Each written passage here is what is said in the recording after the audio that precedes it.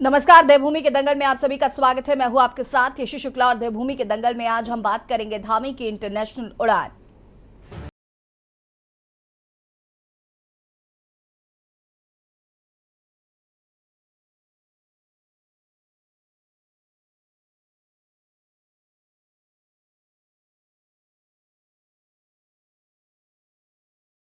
लोकसभा चुनाव से पहले बेरोजगार युवाओं को रोजगार देने की कवायद में जुट गई है। सरकार ने एक तरफ जहां सर्विस सेक्टर की नई पॉलिसी को मंजूरी दी, इसके जरिए उत्तराखंड में 20 लाख रोजगार के अवसर बढ़ाने और 10 लाख श्रमिकों के कौशल विकास का लक्ष्य रखा गया है। वहीं दूसरी ओर सरकार ने दिसंबर में प्रस्तावित इन्वेस्टर समिट की तैयारियां भी तेज कर दी हैं। सरकार को उम्मीद है कि इस समिट से 2.5 लाख करोड़ से ज्यादा का निवेश राज्य में आएगा, जिससे युवाओं को रोजगार मिलेगा, साथ ही राज्य विकास की ओर भी आगे बढ़ेगा। वहीं मुख्यमंत्री पुष्कर सिंह धामी दिसंबर में प्रस्तावित ग्लोबल इन्वेस्टर समिट में निवेशकों को आमंत्रित करने के लिए लंदन जाने वाले हैं। इसके तहत लंदन में 25 से 28 सितंबर तक पहला रोड शो होगा। मुख्यमंत्री के साथ तमाम अधिकारी भी उपस्थित रहेंगे। वहीं इसके बाद 16 से 20 अक्टूबर तक दुबई और आबू धाबी में भी रोड शो करने की तैयारियों में सरकार लग गई है। मुख्यमंत्री धामी का कहना है कि निवेशकों को आमंत्रित करने के लिए वह विदेश जाएंगे। सरकार की कोशिश है कि अधिक से अधिक रोजगार अवसर बढ़े। इस दिशा में सरकार लगातार प्रयास कर रही है। वहीं विपक्ष ने सरकार के विदेश दौरे पर सवाल खड़े किए हैं। आज इसी मुद्दे पर चर्चा करेंगे। इससे पहले रिपोर्ट।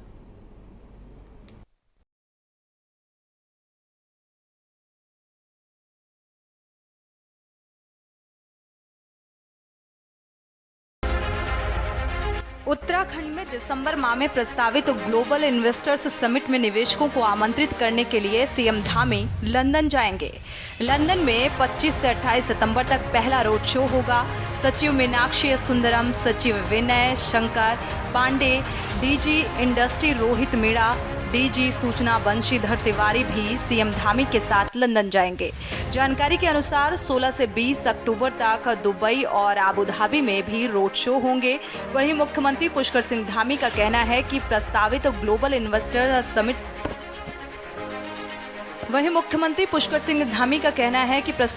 ग्लोबल इन्वेस्टर्स समिट के लिए प्रदेश सरकार ने करीब 2.5 लाख करोड़ रुपए के निवेश का लक्ष्य रखा है और इसे हासिल करने के लिए समिट से पहले लगभग 25,000 करोड़ के निवेश को धरातल पर उतारने की प्रक्रिया पूरी की जाएगी। पर्वतीय क्षेत्रों में निवेश के लिए प्रोत्साहित किया जा रहा है और इससे पहाड़ों में रोजगार के साधन बढ़ने से पलायन भी रुकेगा। वहीं विपक्ष ने सरकार के विदेश दौरे पर सवाल खड़े किए हैं। अभी बटन लेजर का कार्यक्रम है, उसके तरफ से जो कार्यक्रम लगे हुए हैं सरकार वो कर रहे हैं। लोगों का बहुत उत्साह और लोगों का आकर्षण उत्तराखंड की ओर बढ़ा है। उससे कहीं न कहीं जहाँ ये इन्वेस्टमेंट के क्षेत्र में उपलब्धि होती है, हमारे लिए एक अवसर भी है, वहीं रोजगार की दिशा में भी हमारे यहाँ के लिए एक बड़ा काम होगा। त्रिवेंद्र जी मुख्यमंत्री थे तो उन्होंने भी कहा था कि भारी निवेश आने वाला, लेकिन वो भारी निवेश दिखाई नहीं दिया। अब वर्तमान सरकार भी कह रही कि भारी निवेश आना वाला है। अरे हाथ कांगन को आरसी क्या, पढ़े लिखे को फारसी क्या, जब आ जाएगा तब बात करना। अभी तो कुछ है ही नहीं। अब तो आप खाली ढोल पीटने का काम है। अब आएगा तो हम स्वागत करेंगे। एक तरफ जहां सरकार ग्लोबल इन्वेस्टर्स समिट में निवेशकों को आमंत्रित करने का प्रयास कर रही है, तो दूसरी ओर सरकार लोकसभा चुनाव से पहले बेरोजगार युवाओं को रोजगार देने की कवायद में जुट गई है। सरकार ने एक तरफ जहां सर्विस सेक्टर की नई पॉलिसी को मंजूरी दी है, इसके जरिए उत्तराखंड में 20 लाख रोजगार के अवसर बढ़ाने और 10 लाख श्रमिकों के कौशल विकास का लक्ष्य रखा गया है। सेवा क्षेत्र की नीति के तहत अब स्वास्थ्य, हॉस्पिटैलिटी, वेलनेस सेंटर, शिक्षा, फिल्म व मीडिया, स्पोर्ट्स, आईटी को शामिल करते हुए पॉलिसी बनाई गई है। इसमें कुछ रियायतें देने के साथ ही 25% कैपिटल सब्सिडी भी दी जाएगी। सेवा क्षेत्र को लेकर के एक नया पॉलिसी लाया गया है। इससे पहले हमारे सेवा क्षेत्र में कोई पॉलिसी नहीं थी।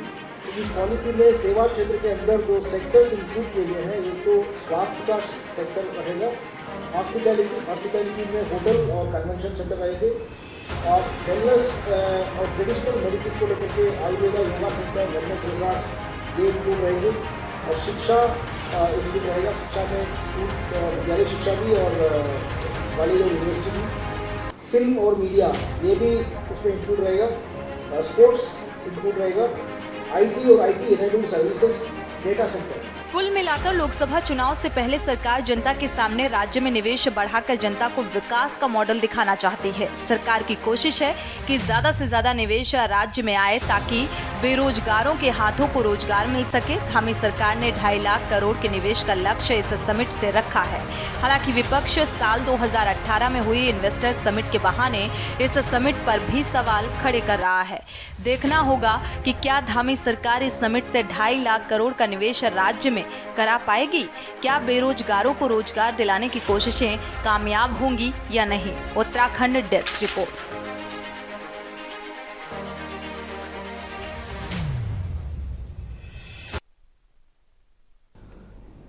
जी हाँ, तो मुख्यमंत्री पुष्कर सिंह धामी का विदेश दौरा होने वाला है, जिससे कि उत्तराखंड में ज़्यादा से ज़्यादा इन्वेस्टर समिट को लेकर निवेश आ सके और लोगों को ज़्यादा से ज़्यादा रोजगार मिल सके। धामी के इस विदेश दौरे को लेकर आपको बता दें कि विपक्ष जो है वो कई सवाल खड़े कर रहा है। विपक्ष का ऐसा मानना है कि इससे पहले जो इन्वेस्टर समिट हुई उस पर कुछ नहीं हुआ और अब इन्वेस्टर समिट महज एक इवेंट बनकर रहने वाला है। आज हम इसी पर चर्चा करेंगे। मेहमान हमारे साथ जुड़ चुके हैं, उनसे आपका परिचय करा देते हैं। राजेश चमोली जी प्रदेश प्रवक्ता कांग्रेस से हमारे साथ जुड़ चुके हैं।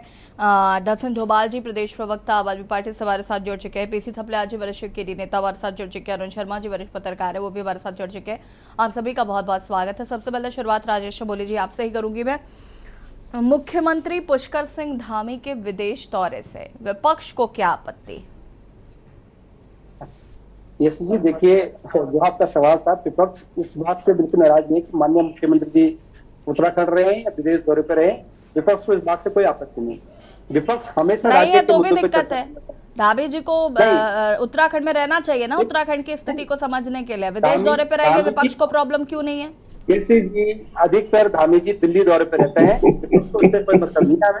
लेकिन हम चाहते हैं कि हम राज्य के जो मुद्दे थे, जिस मुद्दे पे राज्य के मुखिया विदेश जा रहे हैं, उस मुद्दे पे मतलब उन मुद्दों पे बात हम चर्चा कर रहे हैं। क्योंकि आप देखिए, आपको याद होगा कि त्रिवेंद्र रावत जी इस राज्य के मुख्यमंत्री थे और उनके समय भी, क्या सुन पा रहे हैं आप? सब हाँ जी, हाँ, उस त्रिवेंद्र रावत जी के टाइम पे उत्तराखंड में 1.5 लाख करोड़ का इन्वेस्टमेंट हुआ।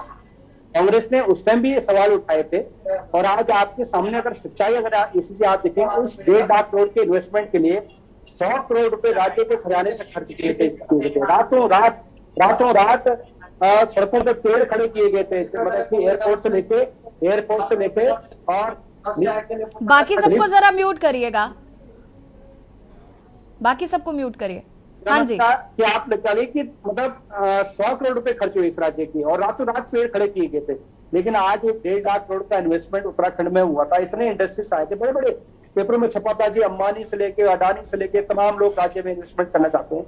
वो जो 1.5 लाख करोड़ खर्च हुआ, वो हुआ क्या है? धरातल पर अगर भाजपा के कोई भी प्रवक्ता हो और हम सब लोग पहले से बैठे, अगर वो बता दें कि हाँ राज्य में ये इन्वेस्टमेंट हुआ और इससे ये रोजगार सृजन हुआ, एक एग्जाम्पल दिखा दे इस पूरे राज्य में उस 1.5 लाख करोड़ का एक बड़ी इंडस्ट्री कहीं पर लगी हो पहाड़ में, जहां पर आवश्यकता थी, हम मान जाएंगे, हम बीजेपी को बिल्कुल धन्यवाद देंगे। इसी प्रकार अब जो वर्तमान में माननीय मुख्यमंत्री जी का पेपर वर्क देख के बहुत आश्चर्य भी हो रहा है, हंसी भी आ रही। 20 लाख रोजगार दिए जाएंगे इस राज्य में। अब अगर थपलियाल जी हो, चाहे डोभाल जी हो, चाहे शर्मा जी हो, बता दें कि समझ 20 लाख, मैं कह रहा हूँ 20,000 भी अगर उत्तराखंड में ये भाजपा की सरकार अगर रोजगार दे दे, तो देखिए हम लोग राजनीतिक लोग हैं, हम बीजेपी को हर धन्यवाद देंगे। लेकिन 20 लाख रोजगार देना इस राज्य में भाजपा की सरकार कही है और पेपरों में प्रमुखता से फ्रंट पेज पर छाप रखा है कि उत्तराखंड में मिलेगा 20 लाख युवाओं को रोजगार। अरे भाई, उत्तराखंड में 22 भर्ती घोटाले हो गए, उन नौकरियों को आपने उत्तराखंड से बाहर के लोगों को बेचा गया। 600 नियुक्तियां राजस्थान के लोग, देहरादून के, उत्तराखंड के जो एम्स है ऋषिकेश में, वहां के लगाए गए हैं। 600 पेपर ने छापा है कि 600 युवाओं को, राजस्थान के युवाओं को एम्स में नौकरी मिली है उत्तराखंड में।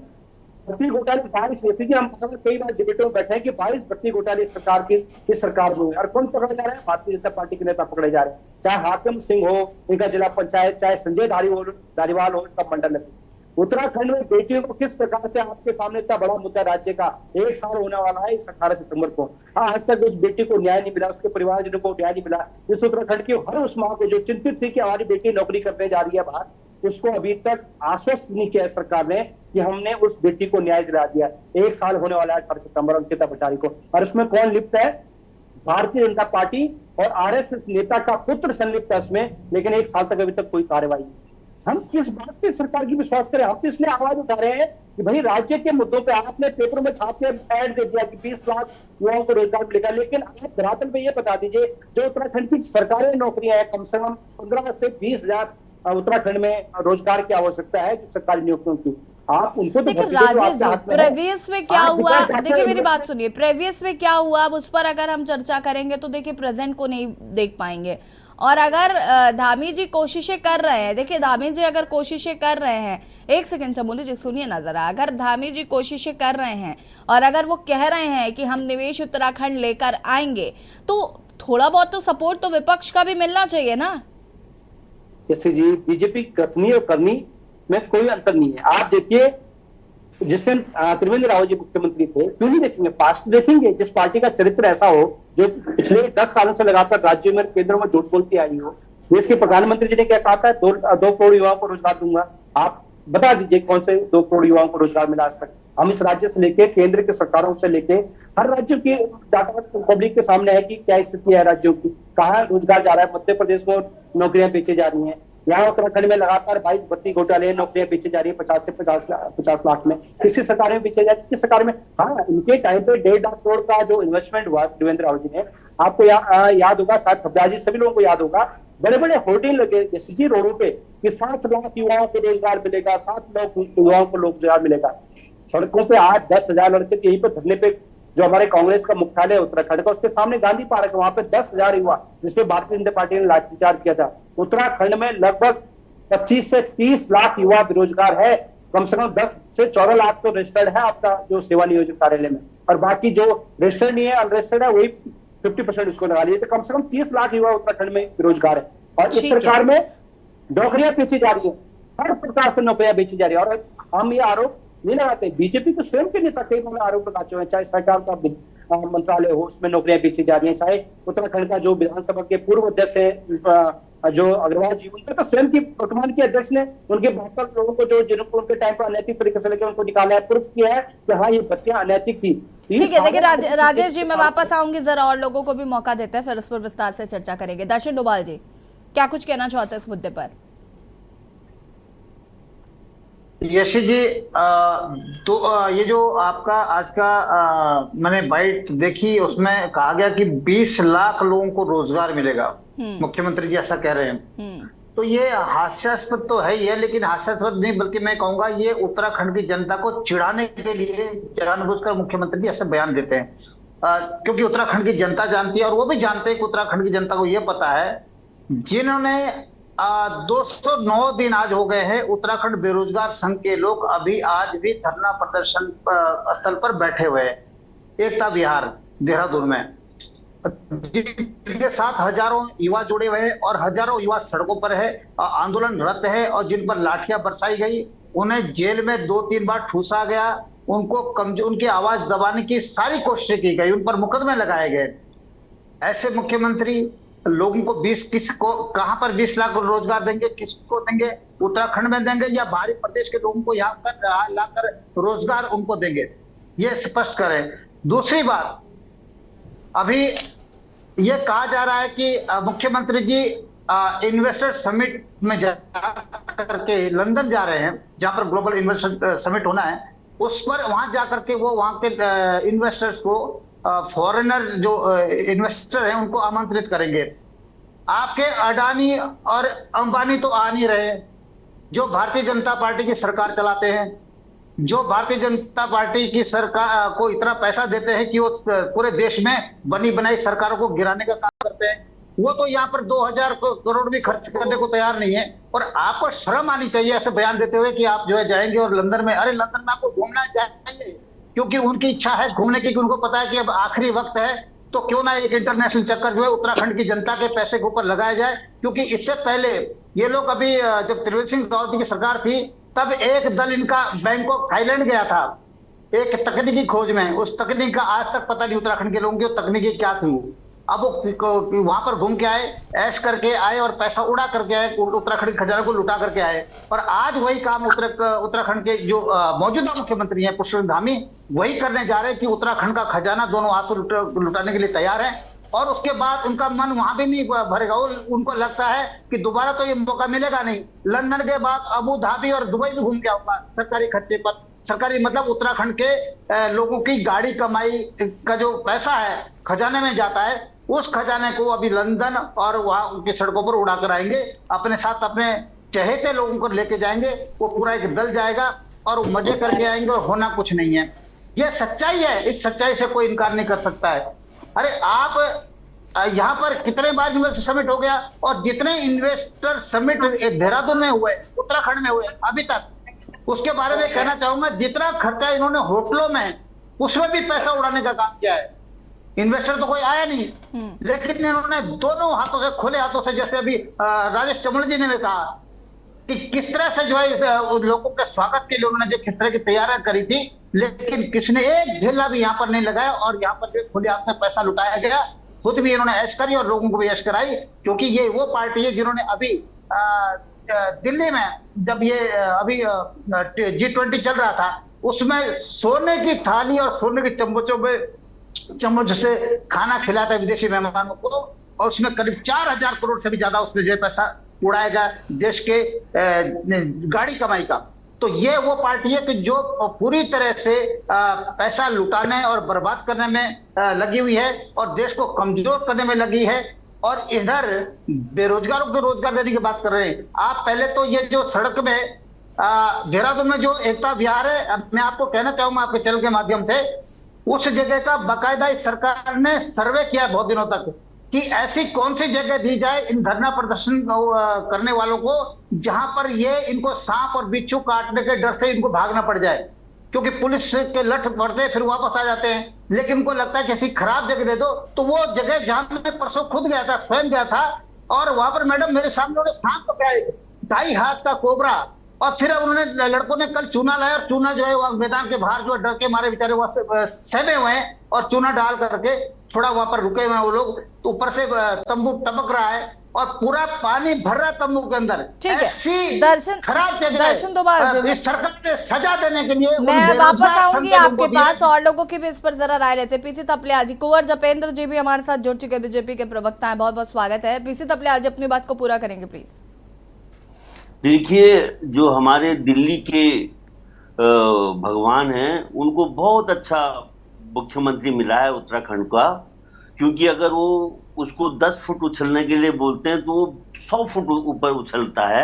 और यही देन है कि उन्होंने जो उनको टारगेट दिया है दिसंबर का, उस टारगेट के लिए रात दिन मेहनत करने लग गया। लेकिन सबसे बड़ी भूल, उस बचकानी भूल ये कर गया कि पहली चोट में वो लंदन जा रहा है। वहां उस लंदन में जा रहा है जिस इंडिया का विरोध करके, भारत करके बड़ा भारी मखौल अंधभक्तों को खुश करते हुए अभी जो हुआ कि सब इंडिया अंग्रेजों ने दे रखा है तो हम भारत बोलेंगे, प्रेसिडेंट ऑफ भारत। तो ऐसी छोटी छोटी चीजों को करने वाले लोग, आज वो मुख्यमंत्री ये नहीं समझ रहा कि कहीं रोड साइड में इन्वेस्टर मिलते हैं लंदन में, मजाक बनेगा। आज के तारीख में गूगल में एवरीबडी इज ऑन गूगल कि कौन कौन लोग वेलनेस का काम करते हैं, कौन होटल इंडस्ट्री का काम करते हैं, जपेंद्र जी मैं आऊंगी इसके बाद, स्कूल का काम करते हैं। इन तमाम चीजों का आज गूगल में अवेलेबल है। 1 मिनट में एक बच्चा भी बता देगा वो धामी यहाँ इंग्लैंड में ये लोग हैं जो ऐसा काम करते हैं। लेकिन लोगों की आई वॉच करनी है। आई वॉच इसलिए करनी है कि टोटल गुजरात का ग्रुप पूरे उत्तराखंड को खरीदने के लिए दिसंबर में आ रहा है। उनको खुद प्रधानमंत्री जी ने टारगेट दे रखा है कि भाई ऐसा है, कोई ऐसा काम मत करना जो स्थानीय लोग जिसको कर पाए, जैसे ऑर्गेनिक खेती, हॉर्टिकल्चर, पशुपालन, मत्स्य पालन, मधुमक्खी पालन। नहीं, ऐसा काम करो कि जो पूरी जमीनें स्कूल के नाम पे, आपने देखा होगा कि हरीश रावत ने एक स्कूल कुमाऊं में और एक स्कूल गढ़वाल में खोलना चाहा था, और इतना बड़ा विरोध हुआ था उसका, जिंदल का स्कूल लोगों ने मतलब एड़ी गाड़ के उसका विरोध किया था। लेकिन आज थोक के भाव में मेरे पहाड़ में स्कूल भी आएंगे अंतरराष्ट्रीय, यहाँ पे होटल भी आएंगे। लोगों को अभी ये नहीं मालूम कि नरेंद्र नगर में 3 5 स्टार होटल आ चुके हैं। लोगों को ये नहीं मालूम कि कैंपटी के ऊपर 7 स्टार होटल है जहां सीधा हेलीकॉप्टर से लोग आते हैं। लोगों को ये नहीं मालूम कि औली के होटलों में सीधा सीधा लोग आ रहे हैं। मेरा पहाड़ मेरे हाथों से खिंचा जा रहा है और उसकी जिम्मेदारी ये वर्तमान राज्य सरकार को है, जो उत्तराखंड को उन जिनके पास काला धन है उनके समर्पित करने जा रही है 90 साल की लीज के लिए। और देखिए इन्वेस्टमेंट का मेथड क्या बोला चीफ सेक्रेटरी ने, 100 करोड़, 25 करोड़, 50 करोड़, इससे नीचे नहीं कोई स्मॉल प्रोजेक्ट नहीं लगाया जाएगा। केवल बड़े बड़े प्रोजेक्ट लगेंगे और बड़े बड़े धन्ना सेठों को, जिस तरह आज स्मार्ट सिटी का काम चाहे उत्तर प्रदेश में हो चाहे उत्तराखंड में हो, तमाम गुजरात की कंपनियां कर रही हैं, इसी तरह से उत्तराखंड में जो सर्विस पीसी थपलियाल जी, मैं वापस आऊंगी आपके पास, आप सभी हमारे साथ बने रहिए। उसके बाद जपेन जी आपसे जवाब लूंगी मैं, और यहाँ रुकेंगे छोटे से ब्रेक के लिए, जल्द हाजिर होते हैं। आप देख रहे हैं के न्यूज, खबरों का सारथी।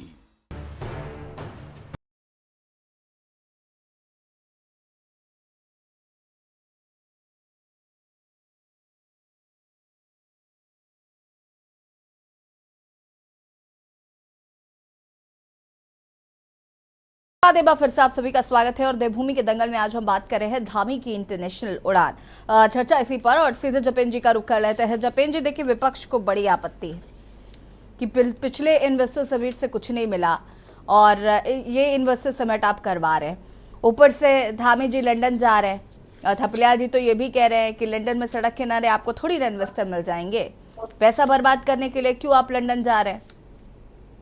थपलियाल जी का स्वागत है। थपलियाल जी अभी डेनमार्क या कहाँ से अपने बच्चों के पास से घूम के आए हैं, स्कॉटलैंड, वही लंदन से है।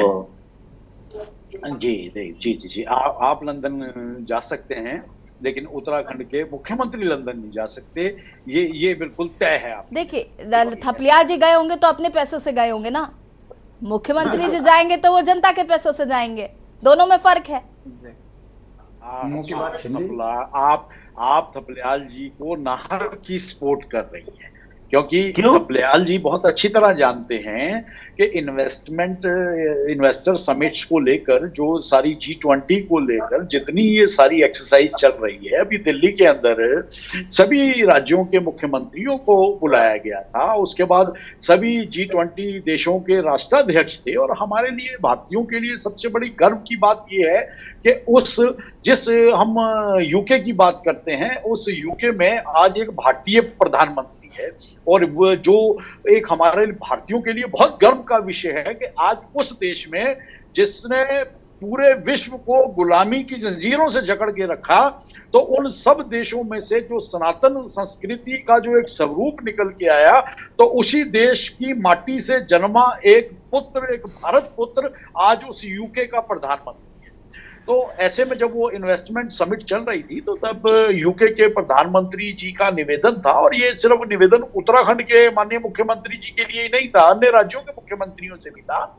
ये यूके के अंदर जो हमारा एक बहुत स्ट्रॉन्ग NRI ग्रुप्स हैं, जो निश्चित तौर पर अपने भारत के लिए कुछ करना चाह रहे थे बरसों से, और आज वो उनकी इच्छाएं प्रबल हैं कि हम अपने देश में जाएं, देश में जाके इन्वेस्टमेंट करें। देश तो भारत बहुत बड़ा है, देश के अंदर अनेकों राज्य हैं, उन अनेकों राज्यों में से कौन से राज्य ऐसे मुफीद हैं या जो अपकमिंग या ग्रोइंग डेवलपिंग स्टेट्स हैं, उनमें उत्तराखंड प्रमुख है। तो ये निर्णय लिया गया कि उत्तराखंड से माननीय मुख्यमंत्री जी और पूरा एक प्रतिनिधि मंडल यूके गवर्नमेंट के निमंत्रण पे वहां जाए, और जो हमारे वहां भारतीय इन्वेस्टर्स हैं या अदर दूसरे चीज हैं, वो जो भारत में जब इन्वेस्टमेंट करने का जब वो अपना मन बना रहे हैं, तो उनके लिए उत्तराखंड मुफीद है। ये उन्हें जाके भरोसा दिलाया जाए कि आप भारत में आए, आपका स्वागत है, लेकिन भारत के साथ साथ उत्तराखंड एक हमारा एक ऐसा राज्य है, देवभूमि है, हमारी 5 धामों की धरती है, बद्रीनाथ, केदारनाथ, गंगोत्री, यमुनोत्री, हेमकुंड साहिब, और यहाँ संभावनाएं बहुत अधिक हैं हॉस्पिटैलिटी को लेके, इंडस्ट्रियलाइजेशन को लेके, और हिली स्टेट में एक अलग तरह का विकास होना है। कर्णप्रयाग में रेल स्टार्ट होने जा रही है। तो ऐसे में उस निमंत्रण के मद्देनजर देश के अनेकों राज्यों के मुख्यमंत्री जाएंगे और सिर्फ उत्तराखंड की और माननीय मुख्यमंत्री जी की और उत्तराखंड सरकार की सिर्फ इतनी सी मंशा है कि जो भारत के अंदर इन्वेस्टर आए तो उनमें से उत्तराखंड की तरफ कितनों को लाया जाए ताकि अधिक से अधिक इन्वेस्टमेंट उत्तराखंड में हो। और जो भविष्य का उत्तराखंड बनाने की कवायद चल रही है कि 25वीं वर्षगांठ से पहले एक स्थापित और गणीय राज्य बनाना है, तो उसके पीछे ये सोच है। लेकिन ठीक है, हमारे साथी शायद अभी वहां तक नहीं सोच पाए या उन्हें नहीं लगता कि इन चीजों पे अभी चर्चा करनी चाहिए। राजनीति और भारतीय लोकतंत्र पे राजनीति यहाँ तो ये चल रहा है ना जपेन जी, देखिए अब उनका पुराना इतिहास इतना ठीक नहीं रहा तो आदमी तो शक करेगा ही ना। 2019 का इन्वेस्टर समिट लोगों को याद आ जाता है, इसलिए लोग सोचते हैं कहीं ऐसा ना हो कि ये महज इवेंट बनकर रह जाए। हम भी सहमत हैं कि दूध का जला छाछ को भी फूक फूक कर पीता है, लेकिन जब निष्ठा ईमानदारी और प्रगति के पथ पर राज्य को आगे बढ़ाने के लिए एक युवा मुख्यमंत्री पूरी तरह से दिन रात एक किए हुए हैं। रावत की कोई दुश्मनी थी क्या उत्तराखंड से? तो उनको नहीं, उनके अंदर कर्तव्य निष्ठा ईमानदारी ये सब बातें नहीं थी, सिर्फ धामी जी के अंदर है। देखिए बात तो वही है ना, मुख्यमंत्री वो भी आपके ही थे, ये भी आपके ही हैं, कैसे भरोसा किया जाए? आप सब लोग लकीर पीट सकते हैं, लेकिन हम लोग लकीर नहीं पीट सकते। हम आगे बढ़ने में विश्वास रखते हैं। नहीं जपेन जी मेरी बात सुनिए। देखिए मुझे पर्सनली मेरी बात सुनिए, मुझे पर्सनली ना धामी जी से कोई दुश्मनी है मेरी, ना अन्य प्रवक्ताओं के साथ कोई दोस्ती है मेरी, लेकिन मसला सिर्फ ये है अगर उत्तराखंड की बात होगी, अगर उत्तराखंड के हित की बात होगी तो जाहिर सी बात है सवाल भी आपसे पूछे जाएंगे क्योंकि आप सत्ता में हैं। मैं इस पर आगे आपसे जवाब जरूर लूंगी। अरुण शर्मा जी का रुख कर लेते हैं, काफी देरी से इंतजार करें, माफी चाहूंगी अरुण जी। सवाल मेरा यही है कि धामी जी का ये जो लंदन दौरा है इसको लेकर विपक्ष कई सवाल खड़े कर रहा है, क्योंकि जैसा कि अभी खुद ही जपेन जी ने कहा कि दूध का जला छाछ भी फूक फूक कर पीता है, तो जाहिर सी बात है कि मन में लोगों के सवाल होंगे कि कहीं ये महज इवेंट बनकर ना रह जाए। और वैसे भी उत्तराखंड में कितना कर्जा है ये तो हम सभी जानते हैं, एक हर पर बच्चा 1 लाख कुछ रुपए, अब तो मुझे लगता है ज्यादा हो गया है, कर्ज में है। तो जाहिर सी बात है कि अगर पैसा बर्बाद होगा तो लोगों को दर्द भी होगा क्योंकि पैसा उन्हीं का है। क्या कहना चाहते हैं?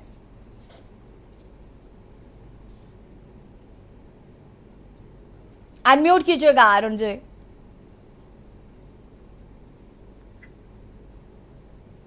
हाँ, मैं ये कह रहा हूँ पैसा तो बहुत चीजों में बर्बाद होता है और हम लोग बहुत सारे लोग हैं जो हम भविष्य की योजनाओं की तरफ नहीं देखते और कहीं ना कहीं हमें ये लगता है कि जैसा पिछले दिनों हुआ वैसा ही आगे भी चलेगा।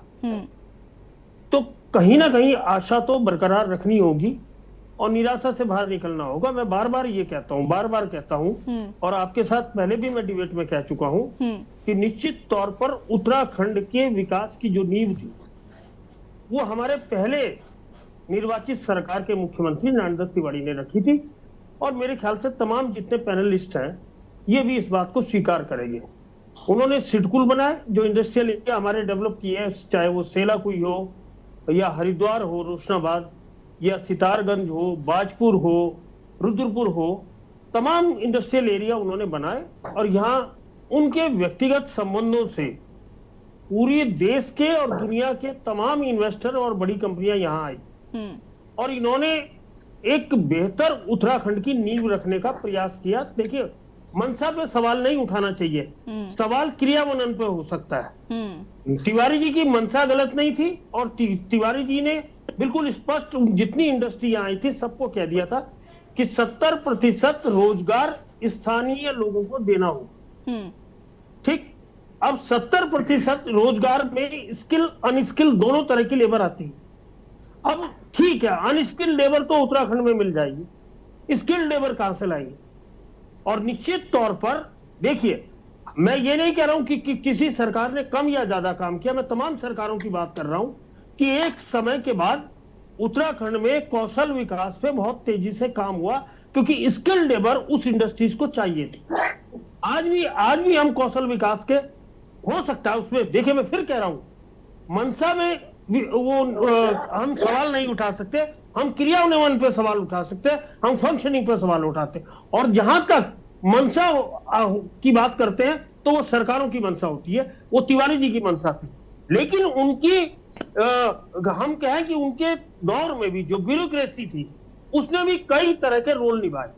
वो अलग बात है कि तिवारी जी उनको किस तरह कंट्रोल में रखते थे, वो अलग बात है। उसके बाद की सरकारों में किस तरह ब्यूरोक्रेसी लगातार बेलगाम होती गई। जो सरकार जिन जिन चीजों पर इंफसाइज करने की बात करती थी, जिन चीजों पर गौर करने की बात करती थी, जिनको करने की बात करती थी प्राथमिकता के आधार पे, ब्यूरोक्रेसी ने वो कहीं ना कहीं नहीं की। इससे तमाम लोग बिल्कुल मेरी बात से सहमत हो। अब देखिए, हमने एक इन्वेस्टर समिट त्रिवेंद्र जी के जमाने में देखा 18 में, और क्योंकि मैं उसमें खुद था इसलिए मैं गवाह हूं। इन्वेस्टर समिट करने में और यहां लोगों को बुलाने में कोई कोर कसर नहीं रखी गई। ये अलग बात है कि ये कितने लाख करोड़ के, 1.25 लाख करोड़ के एमओयू होने की बात कही गई और बाद में 25,000 करोड़ भी धरातल पर नहीं उतरे, वो अलग बात है।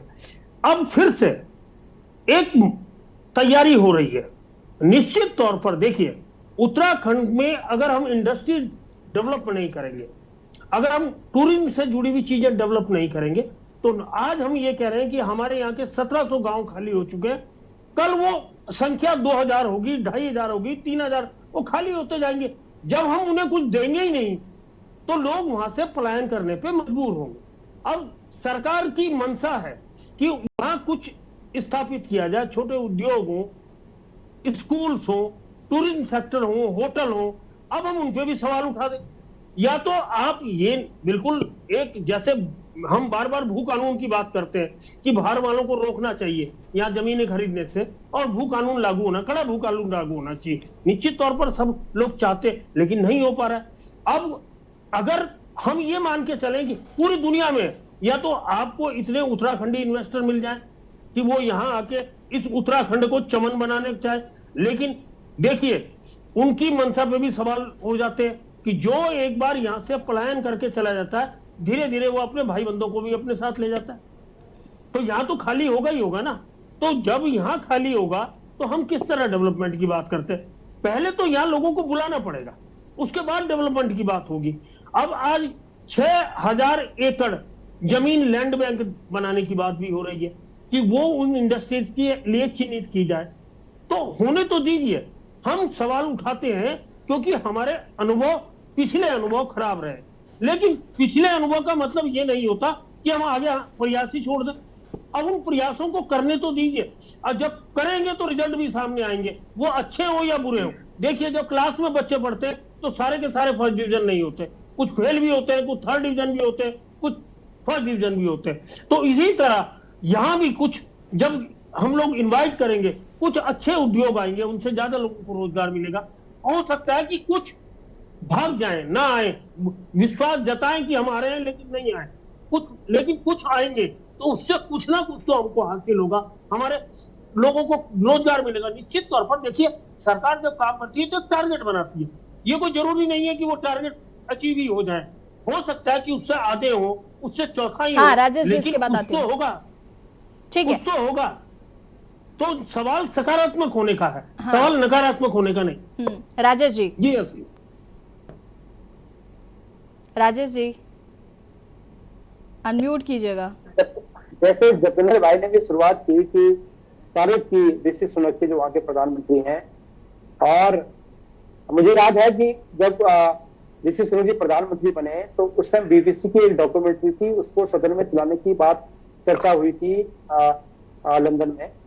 तो बीजेपी की पूरी ट्रेल आर्मी है, बीजेपी के जैसे जतेंद्र भाई हैं, इसी प्रकार के प्रवक्ताओं से लेकर पूरी फौज ऋषि सुनक के खिलाफ बोलना शुरू कर दिया था उन्होंने।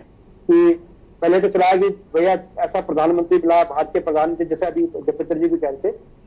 और जैसी उस डॉक्यूमेंट्री की चर्चा हुई कि उसको दिखाया जाएगा लंदन में, तो पूरे देश भर में एक ट्रोल आर्मी जो भारतीय जनता पार्टी के सोशल मीडिया पर रहती है और बीजेपी के जो प्रवक्ता है, वो ऋषि सुनक के खिलाफ बोलना शुरू कर दिया था उन लोगों ने। तमाम समाचारों में देखते, चाहे सोशल मीडिया पे देखते, वो लोग उसके खिलाफ हो गए। तो उस टाइम उनको ना सनातन धर्म दिखाई दिया गया, ना ये दिखाई दिया गया कि देश के मतलब कोई भारतीय प्रधानमंत्री लंदन में बना है। उस टाइम वो भी नहीं, क्योंकि उस टाइम सिर्फ ये था बीजेपी की सनक है कि किसी प्रकार से माननीय प्रधानमंत्री जी को कोई अगर भी पिन करता है तो तो मेरा मानना है इस प्रकृति से भाजपा को बाहर निकलना चाहिए और सबके सामने आना चाहिए कि सच्चाई क्या है।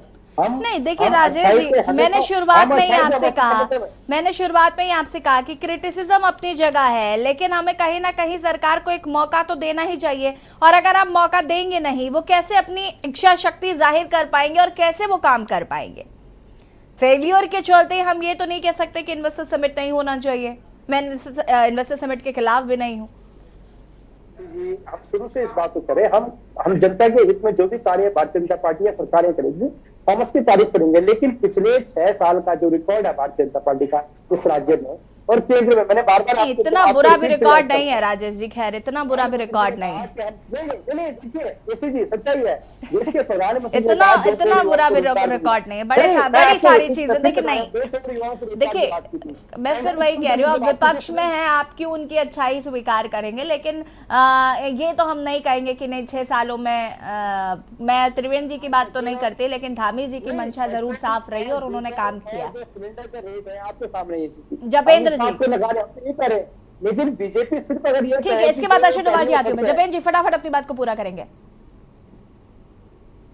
ये बहुत अच्छी बात है कि हमारे कांग्रेसी मित्रों और अन्य विपक्षी मित्रों के मन में ये जरूर एक भाव है कि भारतीय जनता पार्टी की सरकार के रहते बहुत अच्छे रिजल्ट आने चाहिए, और जब बहुत अच्छे नहीं आते, थोड़े कम आते हैं, तो ये आलोचनाएं करते हैं। हमें स्वीकार है और निश्चित तौर पर जो इनकी इच्छाएं हैं, जो इनकी इच्छाओं के अनुरूप बहुत अच्छे रिजल्ट आने चाहिए, वही अच्छे रिजल्ट। देखिए जब बच्चा अच्छा होता है, जब बच्चा अच्छा होता है तो कहते हैं ना कि इसके नंबर अच्छे ही आने चाहिए। अब खराब आते तो बुरा तो लगता ही है ना। माँ बाप भी कहते हैं हमारा बच्चा तो बड़ा अच्छा था, कम कैसे आए? अब भारतीय राजनीति में परसेप्शन ये बन गया है कि जो कहते हैं ना कि बहुत ब्रिलियंट स्टूडेंट है, 100% लाने वाला 99%, तो अब भारतीय जनता पार्टी की सरकारों से जनता को भी और विपक्षी हमारे नेताओं को भी ये आशा है कि ये 99% लाएं। ये मेरिट भारतीय जनता पार्टी की सरकार है, सरकार में हर प्रकार से रिजल्ट के आपके देश के प्रधानमंत्री जी हो, चाहे आपके राज्य के मुख्यमंत्री जी हो, चाहे आप जैसे बुद्धिजीवी जो प्रवक्ता है, उनको सिर्फ ये बताया जाता है कि चलो बैठ के झूठ बोलना है। किसी प्रकार से देश के प्रधानमंत्री को गुणगान करना है। चलिए दर्शन डोभाल जी, ठीक है रुकिए। राजेश जी, जपेंद्र जी, 1 सेकंड रुकिए। दर्शन डोभाल जी यशी जी, हमें जब हम उत्तराखंड में इन्वेस्ट समिट की बात करते हैं तो हमें थोड़ा सा ये समझना चाहिए कि अभी तक 22-23 सालों में उत्तराखंड में इन्वेस्टमेंट के नाम पर क्या क्या हुआ, और जो उद्योगपति है, जो उद्योग यहाँ पर लगे थे, उसमें क्या हुआ। तो मैं आपको याद दिलाना चाहता हूँ कि उत्तराखंड में शायद 2014 से पहले की बात है, जब केंद्र में भी कांग्रेस सरकार हुआ करती थी और राज्य में भी सरकार हुआ करती थी। तब उस समय मैंने स्वयं देखा, क्योंकि मुझे उस कार्यक्रम में बुलाया गया, आमंत्रित किया गया, और सेलेक्टर होटल कोई है, उसमें एक कार्यक्रम था, और एक और भी मैंने अटेंड किया है। उसमें यह होता था कि जो इन्वेस्टर, जो यहाँ पर उद्योगपति थे, जैसे सिला कोई सिडकुल हरिद्वार या अन्य जगहों पर, उनको बाकायदा बुलाया जाता था और पूरे साल भर में जो अच्छा परफॉर्म करता था उसे पुरस्कृत किया जाता था, उनको प्रोत्साहित किया जाता था। ये कांग्रेस सरकार के समय की बात है, जिसका मैं स्वयं गवाह हूं। और क्योंकि उस समय सब्सिडी दी गई थी बाकायदा केंद्र से, 6% शायद सब्सिडी थी, मुझे ठीक से याद तो नहीं, केंद्र की तरफ से और राज्य सरकार की तरफ से, दोनों तरफ सब्सिडी थी, क्योंकि यहाँ पर उद्योगपति सारे बाहर के थे। जो भी जिन्होंने उद्योग लगाए हैं, जिनकी फैक्ट्रियां हैं, वो अधिकतर लोग बाहर के थे, और इसलिए लगाई गई थी कि उत्तराखंड के लोगों को रोजगार मिलेगा, बाहर के लोग आए और यहाँ के लोगों को रोजगार दें, जिसमें 70 और 30 का रेशियो था, जहां तक मेरे ख्याल है। अब हुआ क्या, जब 2014 में इनकी भाजपा की सरकार आई, तो इसे मैं कहता हूं कि चाहे उद्योग हो, चाहे रोजगार हो, सबकी दुश्मन भारतीय जनता पार्टी सीधी है। क्योंकि तब क्यों उन्होंने क्या कर दिया, आते ही केंद्र में वो जो सब्सिडी मिल रही थी उत्तराखंड को, वो इन्होंने समाप्त कर दी। उस चक्कर में क्या हुआ कि बहुत सारे उद्योग यहाँ से वो अपना बोरिया बिस्तर बांधकर निकल गए, जिसमें मेरे खुद के 4-5 क्लाइंट थे, उन्होंने यहाँ पर बोरिया बिस्तर बांधना शुरू कर दिया, क्योंकि उनकी कमाई उतनी थी नहीं जितना यहाँ पर जो है उनको खर्च करना पड़ रहा था। तो उसके बाद फिर लगातार जो है उनके ऊपर ये होता रहा। और भारतीय जनता पार्टी ने उद्योगों को कमजोर करने की जितने भी इन्होंने नीतियां बनाई है उसमें सिर्फ उद्योगों को नुकसान ही हुआ है, फायदा कभी कुछ नहीं हुआ है। तो उत्तराखंड में मैंने खास करके क्योंकि सब गवा रहा हूं, और इसको अगर आप पूछेंगे कुंवर जपेंद्र जी भी इसका जवाब नहीं दे पाएंगे कि ऐसा हुआ या नहीं हुआ। मैं प्रमाण के साथ कह रहा हूं कि ये ऐसा हुआ था कि भारतीय जनता पार्टी ने उद्योगों को चौपट करने के लिए केंद्र से मिलने वाली सब्सिडी खत्म कर दी थी। तो इस प्रकार से मैं कहना चाहता हूं कि देखिए कांग्रेस से भी बीजेपी से कहीं बेहतर रही है उद्योग मामले में, और भारतीय जनता पार्टी का तो पूरे देश को चौपट करने का जो हर तरह का प्रोग्राम है ये तो देश को बर्बादी की ओर ले जाने के लिए पूरे आतुर है। और इसमें मैं यहां तक कहूंगा कि अब जैसे मैंने कहा कि धामी जी का आखिरी समय है, उन्होंने अपना प्रोग्राम बना लिया कि लंदन भी घूम के आऊंगा, अबू धाबी घूम के आऊंगा, दुबई घूम के आऊंगा, क्योंकि ये लोग भी गए थे त्रिवेंद्र सिंह रावत जी के टाइम पे भी इन्होंने बहुत पैसा उड़ाया था बैंकॉक में, थाईलैंड में, और तो क्यों पीछे रहेंगे। तो ये कुछ नहीं, यहाँ पर उत्तराखंड का जो युवा है वो सड़कों पर है जैसे मैंने आपको बताया। और एक और मैं कल की बात बता रहा हूं, मैं कल एक चीफ के पास बैठा था एक डिपार्टमेंट के, अभी 104 करोड़ 104 काम है सड़कों के पीएमजीएसवाई के, जो कि एक उसके लिए बाकायदा एक अफसर को इन्होंने भारतीय जनता पार्टी ने अधिकृत किया, उसका कार्यकाल 2 साल बढ़ाया, और उसके बाद 2 साल कार्यकाल जब बढ़ाया तो उस दौरान जो घोटाले हुए, जो अनियमितताएं हुई, उसी डिपार्टमेंट के अधिकारी ने उन पर जो है जांच करवाई। जांच करवाने के बाद क्या हुआ कि उन्होंने उस आदमी को वहां से हटा दिया, उसको जो ठीक है जपेंद्र जी जवाब दीजिए, इसके बाद पीसी थपलियाल जी आपके पास आती हो। जपेंद्र जी, हाँ जी, अरुण जी कुछ कहना चाहते हैं। कांग्रेस कर चुकी है, आम आदमी पार्टी के लोग एक सेकंड, दर्शन डोभाल जी, भ्रष्टाचार चारों तरफ जो है व्याप्त है। भारतीय जनता पार्टी इस प्रदेश को बर्बाद करने में तुली है, और खास करके इनके जो टारगेट पर है वो पहाड़ का अस्तित्व खत्म करना इनका सबसे मुख्य मकसद है। ठीक है, अरुण जी अपनी बात को फटाफट पूरा करेंगे, उसके बाद जपेंद्र जी मैं आपके पास आती हूँ, उसके बाद पीसी थपलियाल जी आपके पास। मैं तमाम लोगों की जानकारी के लिए बता दूं कि 2004 में जब नारायण दत्त तिवारी इस प्रदेश के मुख्यमंत्री थे और अटल बिहारी वाजपेयी केंद्र में प्रधानमंत्री थे, तो उत्तराखंड को 10 साल के लिए औद्योगिक पैकेज मिला था। और जब औद्योगिक पैकेज खत्म किया गया उत्तराखंड का 2014 में, तो मनमोहन सिंह प्रधानमंत्री थे। केवल इतनी जानकारी सबको दे दूं मैं कि इस चीज को भी ध्यान रखें कि नहीं साफ जो आपको साफ है। और उसके बाद जब दोबारा से मोदी जी आए, उसके बाद कई बार इस प्रदेश के मुख्यमंत्रियों ने औद्योगिक पैकेज को बहाल रखने के लिए बोला। जपेंद्र जी के एक्सप्रेशन नहीं, ये हकीकत है। अगर आप रिकॉर्ड निकाल लें सर,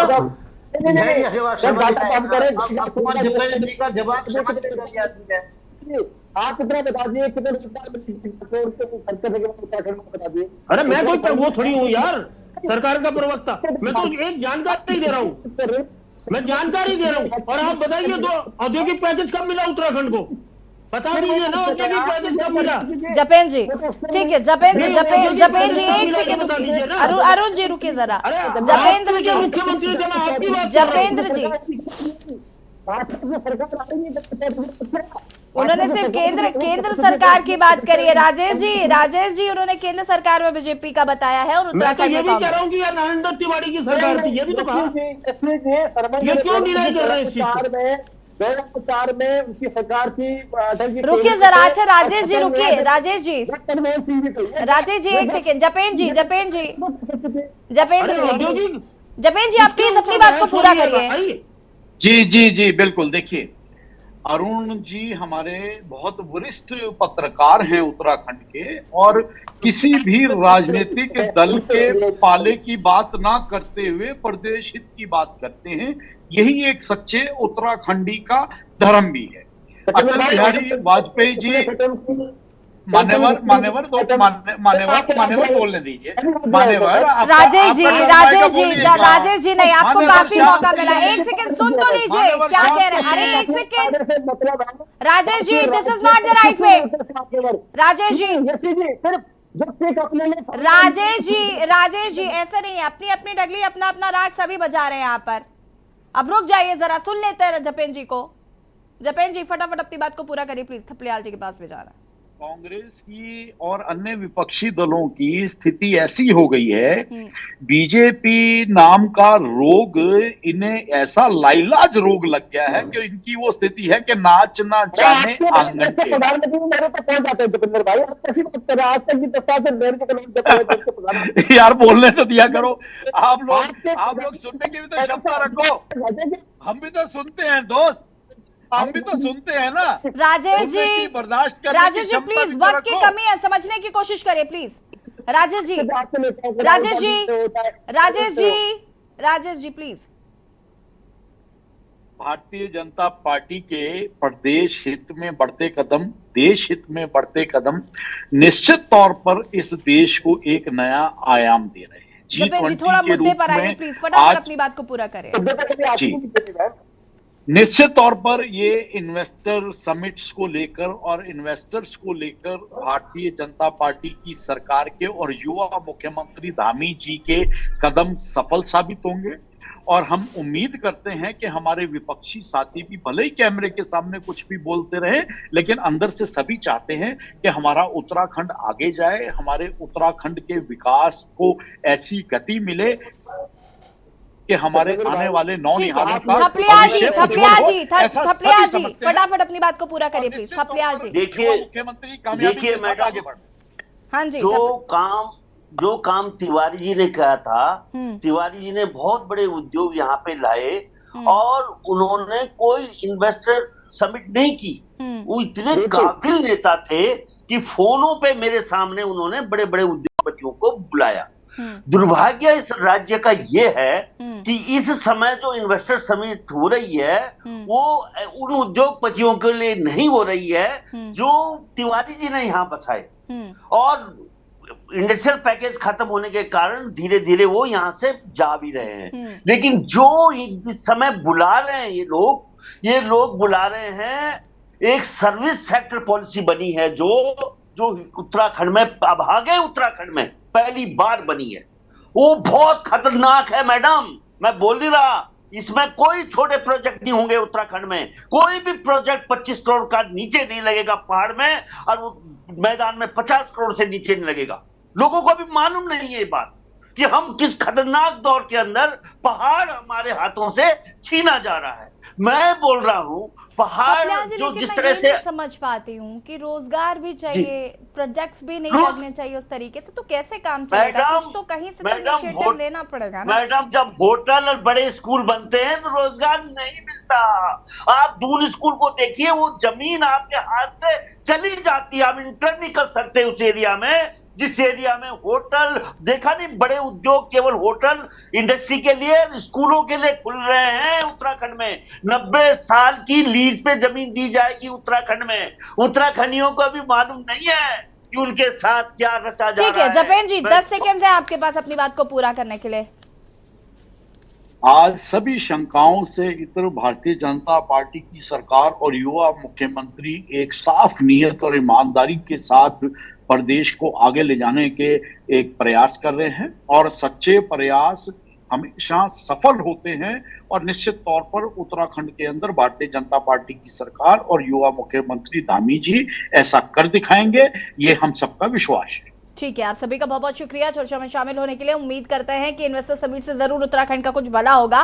देवभूमि के दंगल में आज हम बात कर रहे हैं एक और जहां पर मुख्यमंत्री पुष्कर सिंह धामी विदेश दौरे पर रहने वाले हैं। पहले लंदन, फिर अबू धाबी और दुबई जाने का उनका कार्यक्रम जो है वो तय हुआ है, और यहाँ पर वो रोड शो भी करेंगे। और ये भी कहा जा रहा है कि वहां से इन्वेस्टर्स को लेके आएंगे ताकि उत्तराखंड राज्य में विकास की गंगा बह सके। फिलहाल ये कितना कामयाब होगा, क्योंकि 2019 में त्रिवेंद्र रावत की सरकार के समय भी इन्वेस्टर समिट की गई थी, लेकिन वो महज एक आयोजन बनकर रह गया था। लेकिन ऐसा ना हो, इसका कहीं ना कहीं इसको लेकर विपक्ष लगातार सवाल उठा रहा है। देवभूमि के दंगल में फिलहाल इतना ही। देखते रहिए के न्यूज़ ज़रिया। नमस्कार।